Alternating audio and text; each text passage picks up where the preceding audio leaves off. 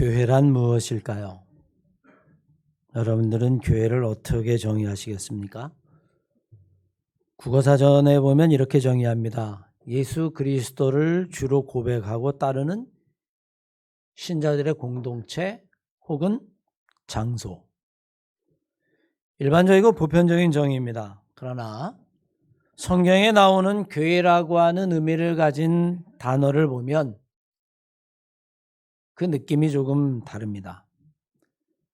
에클레시아라고 하는 단어를 썼는데 그 의미의 문자적인 뜻은 부름을 받은 사람들이라고 하는 뜻입니다. 신약성경의 초대교회에서 이 에클레시아가 사용되었을 때는 하나님이 세상으로부터 부름을 받은 사람들이다 라고 하는 의미로 쓰였습니다. 죄악된 세상에서 하나님이 부르신 성별된 자들의 모임. 국어사전적인 정의와는 좀 다르죠. 에베소서 1장 22절과 23절 말씀에 보면 우리를 세상에서 부르셨다 그렇게 표현하죠. 성서학자들은 교회의 시작, 교회의 뿌리를 사도행전 2장 24절로 47절까지의 말씀에서 그 기원을 찾습니다. 읽어보면 이렇습니다. 그들이 사도들의 가르침을 받아 서로 교제하고 떡을 떼며 오로지 기도하기를 힘쓰니라. 사람마다 두려워하는데 사도들로 말미암아 기사와 표적이 많이 나타나니 믿는 사람이 다 함께 있어 모든 물건을 서로 통용하고 또 재산과 소유를 팔아 각 사람의 필요에 따라 나누어 주며 날마다 마음을 같이하여 성전에 모이기를 힘쓰고 집에서 떡을 떼며 기쁨과 순전한 마음으로 음식을 먹고 하나님을 찬미하며 온 백성에게 칭송을 받으니 주께서 구원받는 사람을 날마다 더하시니라. 몇 절의 짧은 본문 말씀이지만 이 안에 교회의 사명이 다 담겨져 있다 이렇게 해석합니다. 하나님의 말씀을 전파하는 것 우리는 선교라고 이야기하고 그것을 캐리그마라고 이야기하죠. 배우고 가르치는 것 우리는 교육이라고 이야기하고 그것을 파이데이아라고 말합니다. 서로 교제하는 것 우리는 그것을 코이노니아라고 이야기하고 약하고 가난한 자를 돌보는 그 섬김을 우리는 디아코니아라고 이야기를 하죠. 이런 의미를 가진 것이 교회인데 한글 성경으로 번역하면서 이 에클레시아라고 하는 말은 딱 한 단어로 변하게 됩니다. 교회. 가르칠 교자, 모일 회자를 썼어요. 교회의 사명이 이렇게 다양함에도 불구하고 하나님의 말씀, 진리의 말씀을 가르치고 배우는 것이 교회다. 아마 여러분 그렇게 생각했던 것 같습니다. 그런 느낌이 좀 강하죠? 마태복음 28장 19절로 20절까지의 말씀, 주님이 부활하시고 그리고 승천하시면서 제자들에게 마지막 남긴 말씀을 우리가 묵상해 봐도 그렇습니다.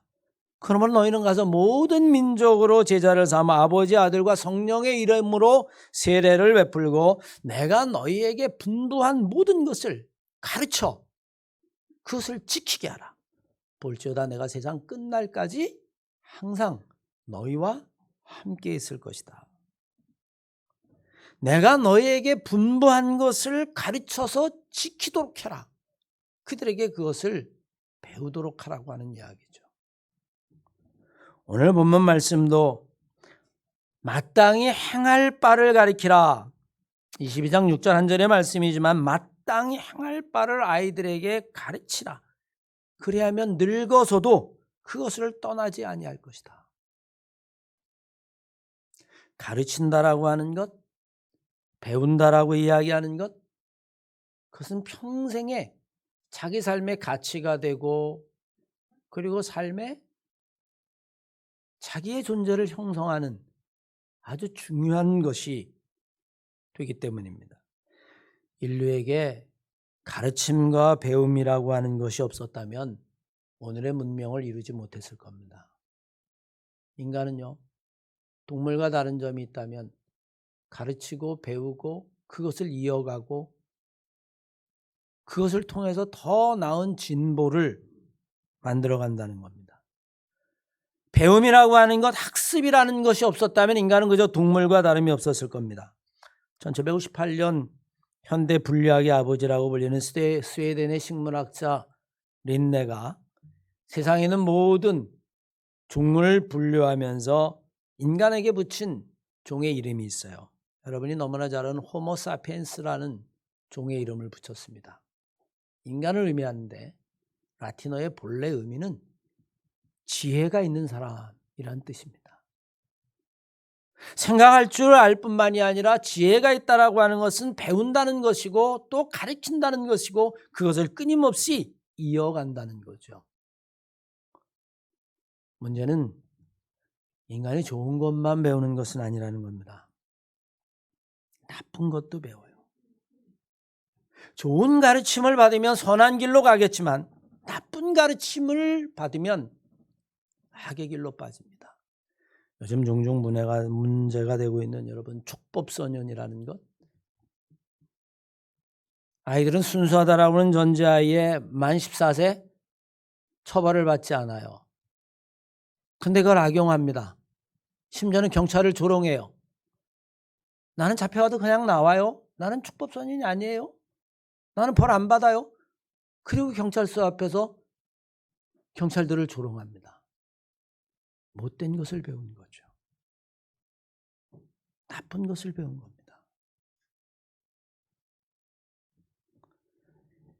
예전과 다르게 요즘 자라나는 아이들을 비교해 보면 깜짝깜짝 놀랄 때가 있습니다. 훨씬 더 조숙하다라고 이야기할까요? 단순히 조숙이라고 하는 말만 가지고는 표현이 되지 않을 때가 많죠. 왜 그럴까 생각해 보았습니다. 요즘은 애나 어린이나 보고 배우는 것이 있다면 스마트폰이고 TV이고 유튜브고 매스미디어입니다. 요즘 아이들은 눈 떠서 잠잘 때까지 거의 유튜브나 아니면 매스미디어, 인터넷과 접속해서 산다라고 이야기해도 결코 과언이 아닙니다. 그러다 보니 언론이나 아니면 대중이 아이들의 생각을 좌지우지하고 아이들의 인격뿐만이 아니라 가치관 형성에 아주 지대한 영향을 미치게 됩니다. 왜? 그들이 보고 배우는 것이 매스미디어고 그리고 TV이고 유튜브이기 때문에. 어떤 조사에 따르면 요즘 아이들의 소원이 뭐냐 그랬더니 연예인이 되는 건데 그 가운데서 트로트 가수가 되는 게 아이들의 소원이다. 50%가 넘는다. 여러분 말이 됩니까? 왜 그럴까요? 그것만 보고 배우기 때문에 그렇습니다. 우리는 말을 배울 때 어떻게 배우는지 아십니까? 우리는 자연스럽게 말을 배우게 됩니다. 우리나라 아이들이 말을 막 공부하는 경우는 없어요. 글을 공부할 수는 있을지 모르지만 말은 그냥 습관처럼 배우게 되어 있습니다. 그 이유가 언어학자들의 연구에 의하면 어린아이의 뇌에는 라드라고 하는 특별한 기능이 있다는 거야. Language Acquired Device. 언어를 습득할 수 있는 기능이 아이들에게는 있다는 겁니다. 그래서 어린 자녀를 데리고 유학을 간 많은 선후배들의 이야기를 들으면 아우 쟤는 벌써 모국어처럼 써. 왜? 2살 때 가서 3살 때 가서. 그런데 다 커서 가면 발음도 제대로 되지 않아요. 그래서 맨날 초등학교 다니는 아이가 와서 아버지는 교수인데 발음이 왜 이렇게 나쁘냐고 이야기한다는 거예요. 아이들이 언어를 배우는 그 라드라고 하는 기능은 보통 13세까지 유지되는 것으로 알려져 있습니다. 그 이후부터는 이게 억지로 외워야 돼요. 그러니까 어린 시절이 얼마나 중요한지 모릅니다. 언어뿐이겠습니까? 인간이 지니고 살아야 될 기본적인 가치, 성품, 감정 그 모든 것들도 아동심리학을 연구한 사람들에 의하면 6세 이전에 결정이 된다. 나머지는 그 이후에 반복되어지는 것이다. 깊어지고 확장되어질지 모르지만 그 코어, 그 중심은 결코 변하지 않는다. 문제 있는 아이들, 문제 있는 부모 여러분 연구해 보면 99% 아니 100% 성장 과정에 문제가 있다. 그것을 자라면서 극복하지 못하면 그만큼 여러분 어린 시절은 중요하다는 거죠.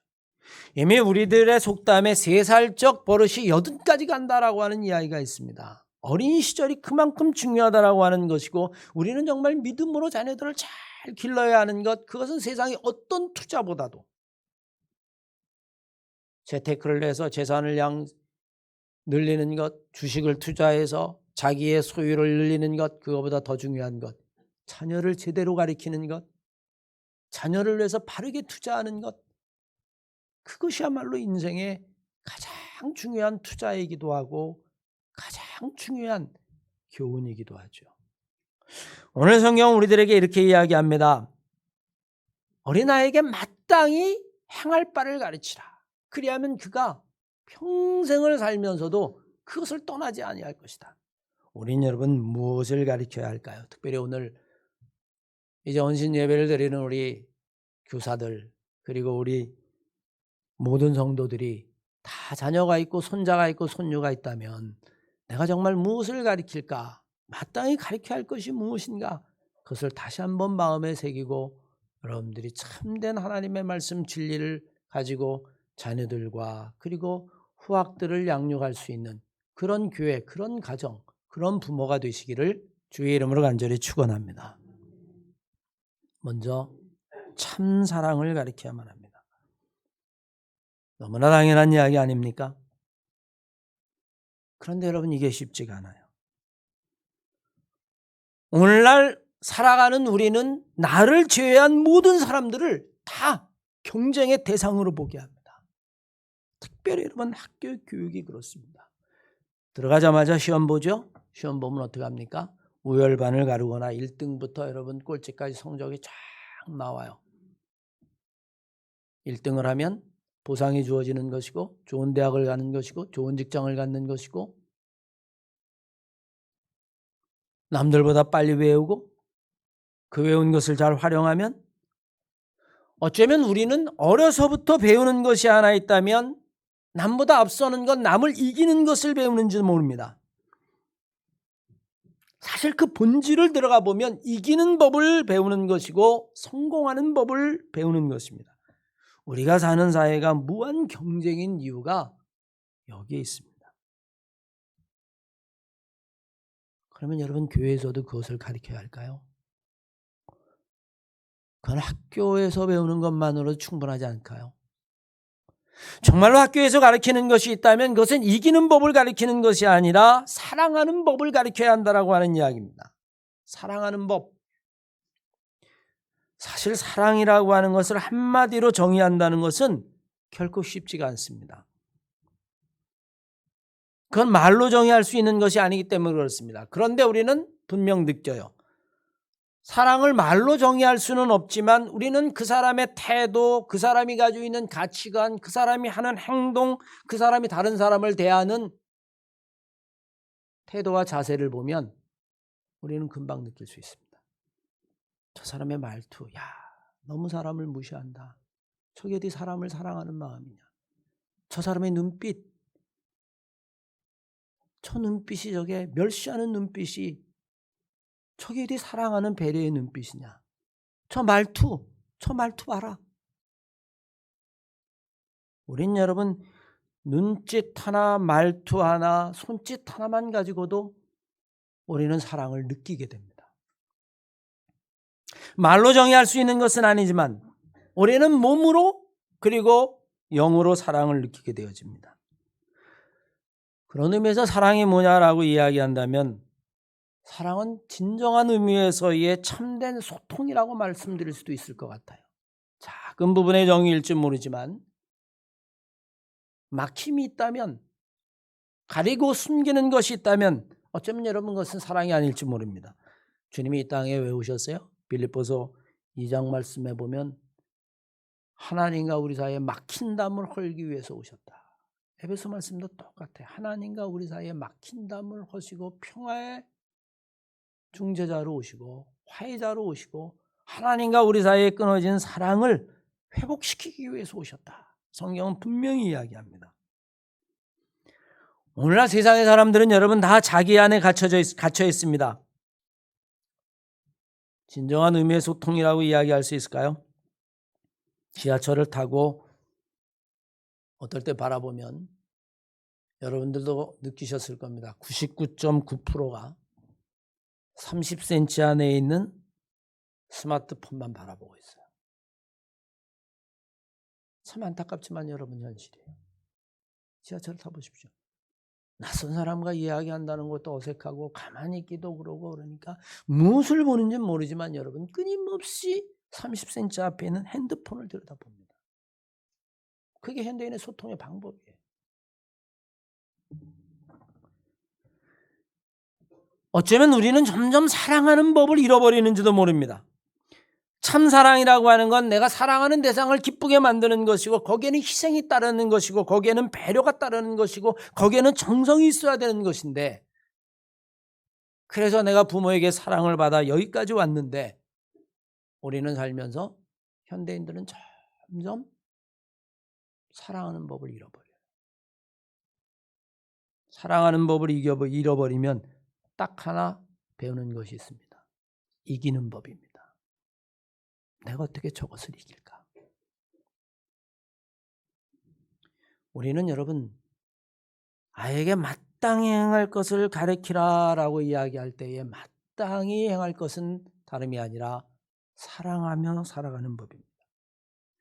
더 이상 이기는 법이 아니라 교회에서만이라도 사랑하는 법을 가르쳐야 되고 상대방을 바르게 사랑하는 방법을 배울 때에 우리의 삶이 정말로 행복하다라고 하는 사실이에요. 사랑하는 방법을 배우지 못하면 아무리 성공해도 아무리 많은 소유를 가졌다 할지라도 결코 행복하지 않습니다. 늘 성공과 행복에 관한 방정식을 이야기할 때마다 등장하는 인물이 있죠. 스티브 잡스. 얼마나 많은 소유를 갖고 얼마나 성공한 사람입니까?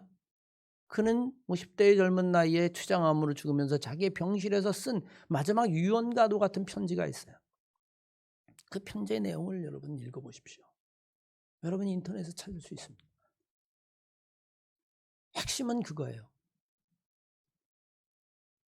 나는 남들이 이루지 못한 어마어마한 부와 성공을 이루었는데 내가 이 병실에 싸늘한 병실에 누워서 자기의 삶을 돌이켜보니 나는 사랑하는 법을 배우지 못했다. 나는 어쩌면 인생의 실패자인지도 모른다.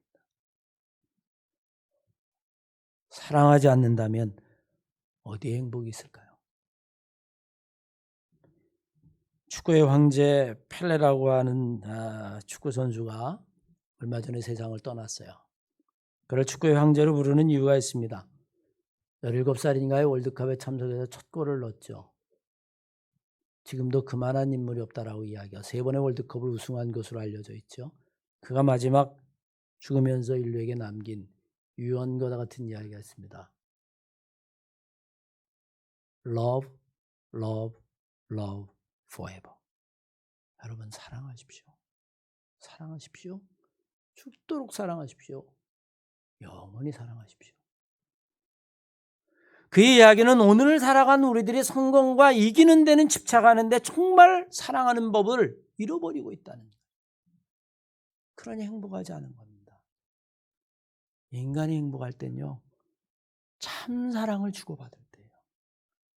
저는 바로 원하기는 우리 한마음교회가 아이들에게 뿐만 아니라 여러분들이 자녀에게 우리 교회가 정말로 사랑하는 법을 가르칠 수 있는 그것이 마땅히 아이에게 가르쳐야 할 것이라고 하는 사실을 다짐하며 사랑하는 법을 가르칠 수 있는 여러분과 제가 되시기를 주의 이름으로 간절히 축원합니다.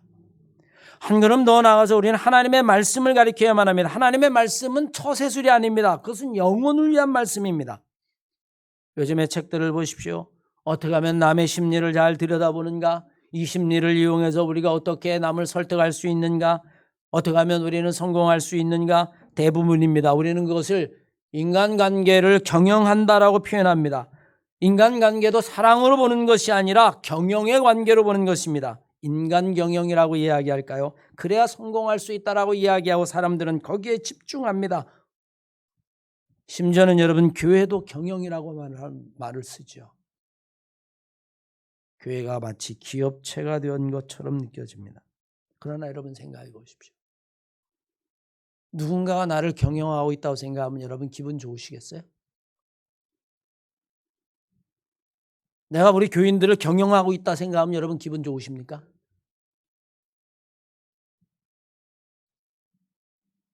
인간은 어떤 순간에도 누군가를 목적을 이루기 위한 수단으로 사용해서는 안 됩니다. 그건 여러분 불행한 거예요. 인간은 여러분 영적인 존재입니다. 한 사람 한 사람이 하나님 앞에 가장 소중한 존재이고 사랑받아야 하며 사랑해야만 합니다. 그래서 이미 성경이 이야기하는 복과 세상이 이야기하는 복이 달라요. 성경은 마태복음 5장 1절로 10절까지의 말씀을 통해서 진짜 복 있는 사람을 이렇게 이야기합니다. 심령이 가난한 사람이 복이 있습니다. 애통하는 자가 복이 있습니다. 온유한 자가 복이 있습니다. 옳은 일에 굶주린 자가 복이 있습니다. 긍휼히 여기는 자가 복이 있습니다. 마음이 청결한 자가 복이 있습니다. 평화를 만드는 자가 정말로 복이 있습니다. 이런 사람들이 하나님에게 큰 복을 받게 될 것입니다. 세상과는 완전히 다르죠. 우리는 아이들에게 세상에서 배운 것의 연장선상에서 그걸 가리키는 것이 아니라 마땅히 하나님의 말씀을 가리켜야 돼요. 이미 디모데후서 3장 14절로 17절까지의 말씀에 보면 너는 배우고 확신한 일에 거하라. 너는 내가 누구에게서 배운 것을 알며 또 어려서부터 하나님의 말씀 성경을 알았나니 하나님의 말씀이 능히 너로 하여금 그리스도 예수 안에 있는 믿음으로 말미암아 구원에 이르는 지혜가 있게 하느니라. 모든 하나님의 말씀 성경은 하나님의 감동으로 된 것으로 교훈과 책망과 바르게 함과 의로 교육하기에 유익하니 이는 하나님의 사람으로 온전하게 하며 모든 선한 일을 행할 능력을 갖추게 하려 함이라.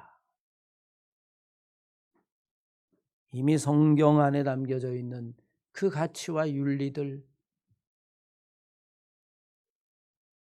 그것이야말로 우리가 마땅히 아이들에게 가르쳐야 될 진리 중에 진리라는 거예요.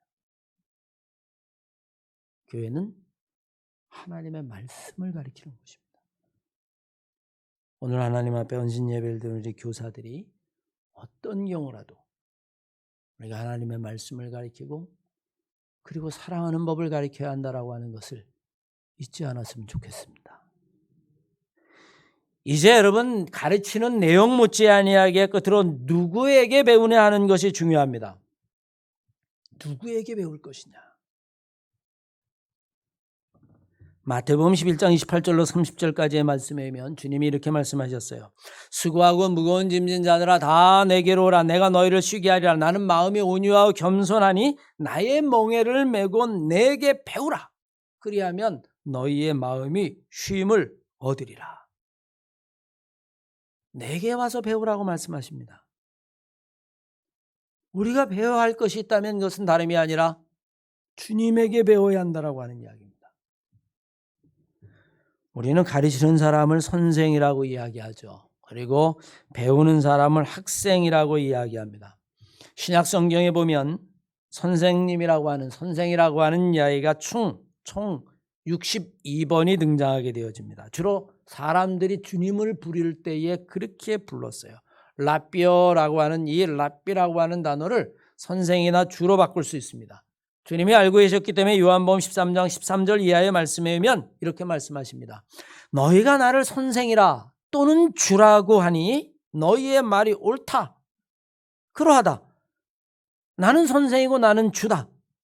그런데 내가 선생이요 주로서 너희의 발을 씻겼으니 너희도 서로 발을 씻겨주는 것이 옳으니라. 내게 와서 배우라는 겁니다. 나는 선생이고 나는 주라는 이야기예요. 그런데 내가 그렇게 했으니 너희도 그렇게 하라. 여러분과 저는 아이이면서 동시에 어른이죠. 다른 말로 이야기하면 우리 모두는 학생이면서 동시에 선생이기도 합니다. 끊임없이 배워야만 합니다. 동시에 원하지는 않아도 누군가에게 살면서 선생이 되기도 합니다. 왜냐하면 나를 모방하며 사는 사람이 있기 때문에 그렇습니다. 자녀는 부모를 모방해요. 뒤에 오는 사람은 앞에 사람을 닮아가려고 합니다. 오늘 헌신 예배를 드리는 우리 교사들은 원하든 원하지 아니하던 선생이 되었습니다. 사실 어떻게 하면 여러분 가장 어려운 거예요. 목사가 설교하면서 가장 어려운 게 뭔지 아십니까? 설교의 기술, 테크닉, 내용 전혀 아닙니다. 그건 고민하고 기도하고 묵상하면 결국에는 고여서 나오게 돼 있어요. 정말 어려운 게 뭐냐면 설교한 것만큼 살지 못한다는 겁니다. 좋은 이야기를 들려주고 하나님의 말씀을 선포해야 되는데 그만큼 살기가, 몸으로 살아내기가 쉽지 않다는 거죠. 그렇다고는 안 할 수 없죠. 그러면 우리는 여러분 어떤 선생이 되어야 할까요? 오늘 아이들을 가르치는 우리 교사들에게 정말로 부탁하고 싶은 것이 하나 있다면 그것은 다름이 아니라 예수의 마음을 가진 선생이 되시기를 주의 이름으로 간절히 축원합니다. 예수의 마음을 가진 선생. 사실 마음이라는 게 본디 주인이 없어요. 어떤 마음을 먹느냐에 따라서 달라지는 겁니다. 내 마음에 악한 것이 들어와 있으면요, 나는 악인이 됩니다. 악이 내 주인이 돼요. 내 마음에 슬픔이 가득 차고 우울하면 우리는 우울증에 딸립니다. 우리는 하루에도 수없이 우리 마음의 주인이 바뀌는지 몰라요.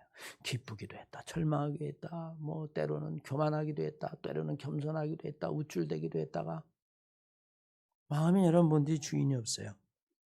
그런데 여러분 성경은 분명히 이야기합니다. 너희 안에 이 마음을 품으라. 곧 예수의 마음이다. 예수가 내 마음의 주인이 되어야 한다는 거죠. 교사가 여러분 얼마나 힘들겠습니까? 피곤할 때는 조금 더 이불 속에 있고 싶고 조금 더 쉬고 싶은데도 불구하고 교회에 와서 아이들을 가르친다라고 하는 것, 그것이 정말 어려운 것이긴 하지만, 그러나 여러분들이 그 순간마다 늘 마음속에 다짐하는 것, 주님, 내 안에 예수의 마음을 주시옵소서. 내가 그 마음으로 아이들을 양육하게 하시옵소서. 그 마음을 가졌을 때에 우리는 여러분 충성된 선생님이 될 수 있다라고 하는 이야기입니다. 사실 우리는 여러분 선생의 자격이 없을 수 있을 수 있습니다. 단지 맡겨진 것뿐이에요. 선생답게 살지 못할 수도 있습니다. 그런데 맡겨진 거예요. 이미 바울도 이야기했습니다. 나는 사도라고 부름을 받기도 합당하지 않다. 난 예수를 핍박하는 사람이다. 그런데 나에게 맡겨진 것이니, 이미 맡겨진 것이라면 고린도서 4장 2절 말씀처럼 맡은 자에게 구할 것은 충성, 최선을 다하는 것 외에 무엇이 있겠느냐. 충성을 다할 수 있는 선생님이 될 수 있다면, 최선을 다할 수 있는 선생님이 될 수 있다면, 그것도 예수의 마음을 가지고 그럴 수 있다면, 나머지 부족한 것은 주님이, 성령이, 하나님이 채워주실 줄로 믿습니다. 사랑하는 한마음교회 성도 여러분, 우리가 무엇을 가르쳐야 오늘의 말씀처럼 마땅히 행할 것을 아이에게 가르칠 수 있을까? 어떻게 하면 평생을 살면서도 이것을 떠나지 아니하고 그 아이의 삶이 정말로 복되고 그리고 하나님이 기뻐하는 삶이 될 수 있을까? 사랑하는 법을 가르치고 하나님의 말씀을 떠나지 아니하도록 그것을 가르치는 우리는 정말 예수의 마음을 품고 아이를 가르치고 마지막까지 충성된 최선을 다해서 아이를 가르칠 수 있다면 그 나머지는 하나님께서 잘하게 하신다는 거예요. 우리 한마음교회가 그런 교회, 그런 가정, 그런 교회 학교가 다 되시기를 주의 이름으로 간절히 축원합니다.